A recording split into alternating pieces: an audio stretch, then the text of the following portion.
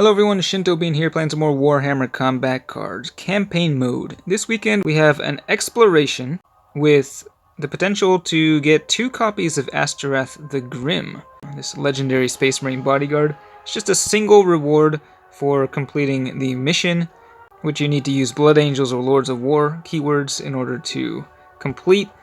You can also get an additional copy if you make it all the way to the end, which is a total of 20 wins required.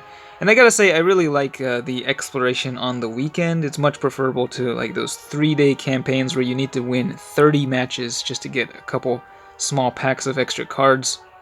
I have very little motivation to play through those, but the exploration where you get to unlock a reward every 2 wins, I find it a lot more interesting. So I'm going with a pretty much pure melee deck here, led by Logan Grimnar, but using as many Blood Angels as possible. But I am running Marneus Calgar in there because at the more expensive end, there weren't really any other good options to combo with Logan Grimnar. Some of these cards are not really that great, so it's getting a little bit difficult.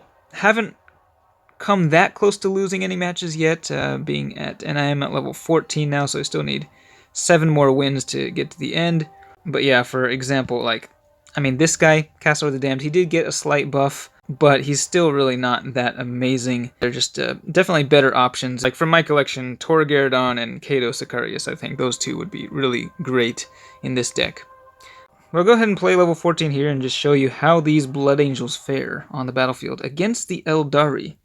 And we're up against the Avatar of Cain. Okay.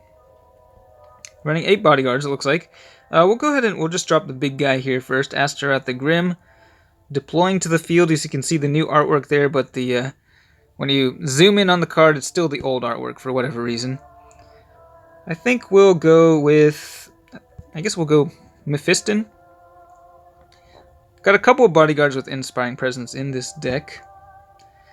And sure, we'll drop all 3 of these big Blood Angel guys.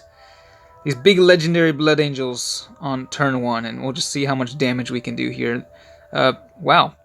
Furious Charge just knocking out the Farseer Skyrunner. We got the Fear reducing the damage for the Precision Shot on that Fire Prism, which is pretty nice. So starting off real strong here, able to easily clear the board with these big boys. Alright, we'll see what the next 3 enemies are. Okay, Void Raven Bomber, that's a really strong one. Hopefully they keep it in the middle lane. Or actually, I guess if it goes to the left lane, which it does, that would be fine. But oh man, they're running a Lord of War coming out here. That's the big one with Barrage. The Wraith Knight with heavy weaponry. That's going to do a lot of damage, 447. And that was thanks to the Scout from the Void Raven Bomber, killing 2 of my guys outright. Mephiston goes down. And yeah, that was pretty painful. I think we'll go with a melee scout here. I think with Logan it does help. I mean, ideally you got like your biggest card on the left lane and you can just sort of create a domino effect as you slice through the enemies and going from left to right, but that's not, it doesn't always work out that well, as you can see here. Not going to be able to kill this newly deployed Racier in one shot, that's for sure. We could go for a Furious Charge and some Inspiring Presence. I think, I guess we'll try out these smaller Blood Angel guys and see how they do. Oh, I forgot we got debuffed. So, I really hope, yeah, I think we do have enough to take out the Void Raven Bomber at least. Do some pretty good damage there, 262 from Asterath. And, okay, managed to take out the Racier. Okay, so that worked out pretty nicely. They are getting the attack buff from the Avatar's Call of War on the Wraith Knight there. Oh, okay, it's getting inspired up. They got a really big melee attack here, possible now, with Karandrus also deploying. They are going range, though. Gonna wipe out these Blood Angels real fast. We got outflanked again, just getting kind of annoying. Pretty crazy stuff here on the field. I think we'll drop Marneus Calgar. We really need to take out that Wraith Knight because that thing is just doing way too much damage. Unfortunately, I don't know if we can actually do it. I guess we'll drop the Deathblow guy in the center and hope that Asterath the Grim can hang on there in the left lane, because if they go melee, they're surely going to kill some stuff. Wow, just barely had enough to take out the Wraith Knight. That was actually pretty lucky there. And I'm starting to think, I don't know if these Blood Angels are going to be strong enough really to carry me through much further.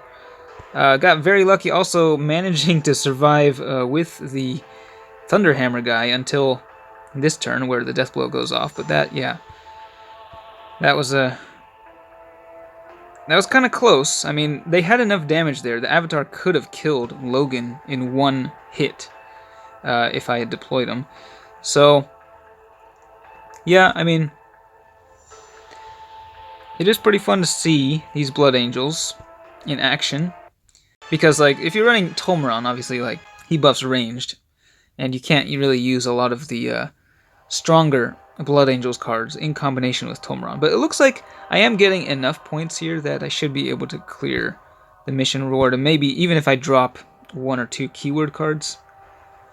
And if it looks like I'm not going to make it, you could, you know, always just intentionally, like, lose a game.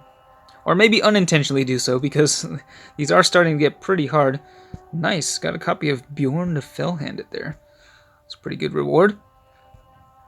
But, you know what, I'll go ahead and play one more, and we'll see. So, in that last match, like, we started off strong, wiping out the board, destroying everything, but then, like, 2 of my legendaries just died on the next turn. Was not expecting that, especially because, you know, Mephiston, he's got fear. He's supposed to stick around for longer than that, but, you know, things can get very explosive when everything's at max level. This is why I think that, like, Berserk is not really that good of a trait at max level, because so often they just die so quickly. Maybe we'll start off with some of the smaller things, try a slightly different strategy here. They do have, so they've got Illic Night Spear as the Warlord, and if they're running a lot of range stuff, that could be pretty painful. They're already starting off with a big outflank there. There's the Wraith Knight again, the ranged one. So yeah, that's going to be doing a lot of damage. I think we'll start off with just the small fry here. And we'll just soften them up a little bit before the big guys come in and start punching away. And yeah, I think they're definitely going to be killing these guys real fast. With the, you know, the Bringer of True Death, I think, is that what it's called? Yeah, the special rule.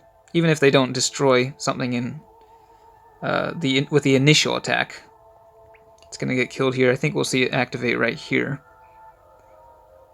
Oh, no, actually it didn't activate. That's kind of surprising. So I guess they did not manage to deal 65% of the health. But yeah, well, okay. Death Blow definitely softened them up there. So we'll drop Castor the Damned here. I think he should be able to do the trick. We'll drop Mephiston as well. Maybe. Is that smart? I don't know. Well, at least he's got Death Blow. So even if he dies, he'll be doing some damage to all 3 lanes. Alright, so here we go. Be able to knock out all these guys here. And I'm just hoping they don't drop something like with like precision shot in the rightmost lane. That would not be good. That's not good either, though.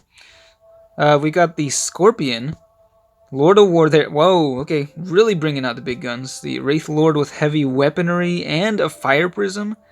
Really bringing out the a massive amount of ranged firepower. I really hope they don't kill some of these guys. And oh, that Dreadnought's definitely dead. Mephiston. Okay, I was worried about that, but at least he survived there. But yeah, this Scorpion, I mean, this thing is really difficult to take down. It is possible to maybe set up a combo with like some of these guys, which is what I'm going to try to do here, but I don't know. I don't know if this is going to work out so well. I don't really want to lose Marnius Calgar, actually, so we're going to drop this guy. I think Commander Dante, he's more expendable. I mean, I do want to keep him alive, ideally, but he is probably just going to get killed in one shot. Well, definitely going to get killed in one shot. Unless the Scorpion decides to move over to a different lane. See what happens here. Okay, so that's a lot better, actually. That's kind of the ideal situation here. So the Scorpion will take out Mephiston. That'll trigger the Death Blow. We'll see if the Death Blow is enough to kill the Fire Prism. There it goes. It does get 42 cleave damage there. Okay, and pretty big attack, counterattack from Commander Dante as well, which can set up a really big cleave when we cut through this Wraith Fighter. Now, the issue is, well, where is that Scorpion going to go? Because they have one more bodyguard. Do I want to drop... Where are we going to drop Marneus Calgar? I guess we'll drop him over here, and hopefully that Wraith Fighter stays there, and the Scorpion as well, but... Nope! Ooh, that's not good. Yeah, that's really not great. Well, they're targeting Commander Dante now. But actually, this is not so bad, because we still have a really good cleave that we can send right into that Scorpion, which has 2 shields remaining, so it will not die, unfortunately. But they're also going to be forced to target Commander Dante. Wow, lots of damage right there. Went straight through the shield, like 240. But yeah, the dead shot from Illic is going to...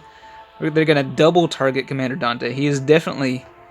Actually, he's not dead, because I guess we had a big enough ranged counterattack that the enemy cannot really attack into us. I guess they could have.